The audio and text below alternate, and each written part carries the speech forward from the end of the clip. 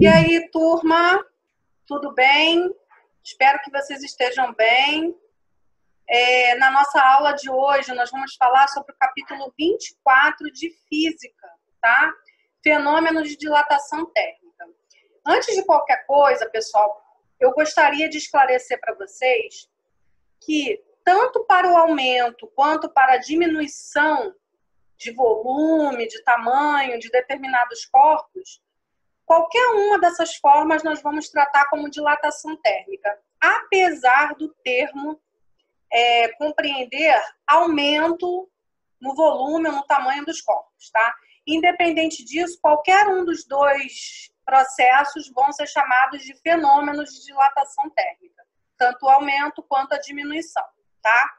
Então, esses fenômenos, eles são provocados pela diferença, pela variação da temperatura do ambiente, tá?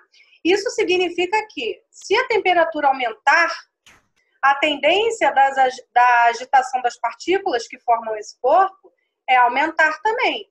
E com esse aumento de agitação de partículas, o corpo ele tende a crescer, a se expandir, né? Por isso nós chamamos de dilatação térmica, quando o corpo aumenta o seu tamanho, né? Devido ao aumento de temperatura. Agora, quando a gente tem uma variação de temperatura menor, ou seja, a temperatura cai bruscamente, ou a temperatura diminui, a tendência desses corpos é se contrair, né? É diminuir o seu tamanho, o seu volume. Por conta disso, a gente vai chamar o fenômeno de contração térmica. Então, vamos lá. A dilatação térmica em si é o aumento do tamanho dos corpos devido ao aumento de temperatura, e a contração térmica é a diminuição do tamanho dos corpos devido também à diminuição de temperatura, tá? Essas variações de crescimento ou diminuição no tamanho dos corpos, na grande maioria das vezes, não são percebidas por nós. A gente não consegue identificar a olho nu. Mas existem algumas características que podem determinar essa variação. Como, por exemplo, quando a gente escuta móveis estalando dentro da nossa casa. E vocês vão pensar assim, são espíritos, né? Muita gente acha. Mas, na verdade, existe uma explicação física para isso, tá? Que seria por esse aumento de tamanho que a gente não consegue ver. Eles acabam estalando. Ou quando há a diminuição da temperatura e eles fazem essa contração. Também vão estalar, tá? Então, esses estalos que a gente escuta é devido aos fenômenos da dilatação térmica que os sólidos sofrem, tá bom? Como exemplo aí dos móveis. Bom, eu coloquei aqui para vocês o desenho, a imagem, uma esfera metálica, olha só como ela é fria, né? Ou na temperatura ambiente. Olha o tamanho dela. Olha como ela fica quando ganha calor. Se eu colocasse aqui um foguinho aqui embaixo dela, ó, como é uma esfera metálica, ela é uma boa condutora de calor, né? Então, obviamente que ela vai absorver esse calor e vai fazer a expansão. Por quê? Porque as partículas que vão formar essa esfera vão começar uma agitação muito rápida, né? E aí vai produzir também o aumento do seu volume, tá? Isso, por exemplo, é um fenômeno de dilatação. E aqui do lado, no caso da esfera fria, é a contração, tá?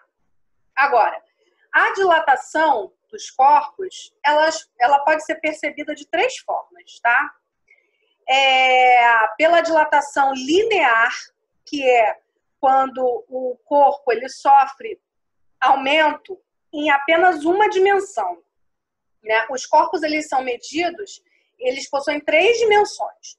Quando o corpo ele sofre esse aumento, essa variação de tamanho, em apenas uma dimensão, a gente chama de dilatação linear, que no caso é o comprimento maior que a altura, tá? Exemplo para vocês são os trilhos do trem. Os trilhos do trem, eles têm um comprimento muito longo, ou seja, muito maior do que a altura deles, né? Portanto, a dilatação acontece no comprimento ou então na altura das linhas férreas, tá? Bom, a dilatação superficial, que pode também ser uma outra forma de dilatação dos corpos, nesse caso aí a gente vai ter duas dimensões sendo alteradas. Então, no caso, o corpo vai sofrer uma variação nessas duas dimensões, ou seja, no comprimento e na largura, né? Comprimento e largura maiores que a profundidade. No caso da dilatação linear, somente o comprimento aumenta. No caso da superficial, comprimento e largura, tá? E no caso da dilatação volumétrica, o nome já diz volume, né? Quando a gente vai calcular volume em matemática, a gente multiplica 3 dimensões, certo? Comprimento, largura e profundidade.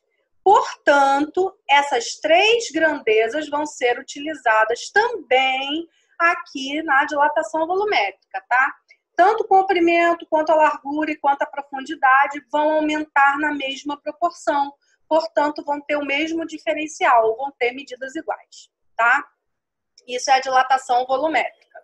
Bom, aqui eu também coloquei para vocês, né, os cálculos, as formulazinhas que nós iremos utilizar, possivelmente, para determinar essa variação, né? A dilatação linear, no caso de determinar o comprimento ou a variação sofrida no comprimento de determinado corpo. A dilatação superficial, né, que vai ter a variação na área desse corpo. E a dilatação volumétrica, que vai ter uma variação no seu volume ou nas 3 dimensões, como vocês quiserem chamar, tá?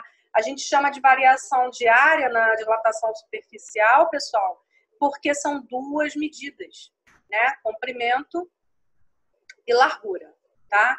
Que vão ser aí tratadas. Então, para a gente calcular a dilatação linear, né? Que é de acordo com o comprimento, olha só, a gente vai ter o ΔL, que é a variação do comprimento, né? Ou o comprimento final, vamos dizer assim. Muitas vezes, para calcular esse determinado comprimento, a gente utiliza esse aqui, ó, comprimento final menos comprimento inicial, tá? Quando a gente tiver 2 valores, aí a gente pode colocar, por exemplo, se a gente tiver um valor de comprimento inicial, um valor de comprimento final, e a gente quiser determinar essa dilatação linear, basta a gente calcular essa segunda formulazinha aqui. Agora, quando o problema já fornecer para a gente dilatação inicial, ou melhor, comprimento inicial, o alfa, né, que é o coeficiente da dilatação. Isso daqui, pessoal, o coeficiente de dilatação, ele vai ser determinado pelo problema, tá? Ou vai ter sempre uma tabelinha para vocês com os valores desses coeficientes alfa, beta e gama. O alfa vai ser sempre da dilatação linear, beta, dilatação superficial e gama da dilatação volumétrica, tá? Então, aqui a gente tem, quando o problema fornecer dilatação inicial ou comprimento inicial, alfa, que é o coeficiente já programado para vocês pelo problema, e o ΔT, que vai ser a variação de temperatura. Aí, quando vier esses 3 valores aqui, né, nós vamos determinar o ΔL. Agora, se, por exemplo, o problema fornece o ΔL, fornece o alfa e fornece o ΔT, automaticamente, né, ele vai querer determinar o ΔL, ou melhor, o L inicial, que é o comprimento inicial, tá? Então, pessoal, tudo vai também na interpretação do problema, as informações, né? Tudo aquilo que o problema está fornecendo para vocês e vocês vão utilizando dentro da fórmula, vão na substituição aqui das variáveis, tá? No caso aqui da dilatação superficial, a gente vai ter o ΔA, que é a variação da área, o A0, que é a área inicial, e o ΔT, que é a variação de temperatura. Lembrando que esse beta aqui, olha, é o coeficiente de dilatação superficial. Então, ele já vem programado, pré-definido pelo problema, tá?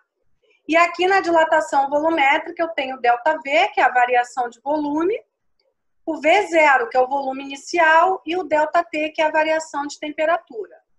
O gama, aqui, ó, esse símbolo aqui que representa gama, ele é o coeficiente de dilatação volumétrica, tá? Que também já é pré-determinado pelo problema.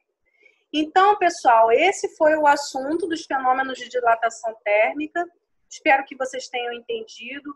Vou passar umas atividades depois, eu vou postar lá na plataforma do Plural para vocês, tá?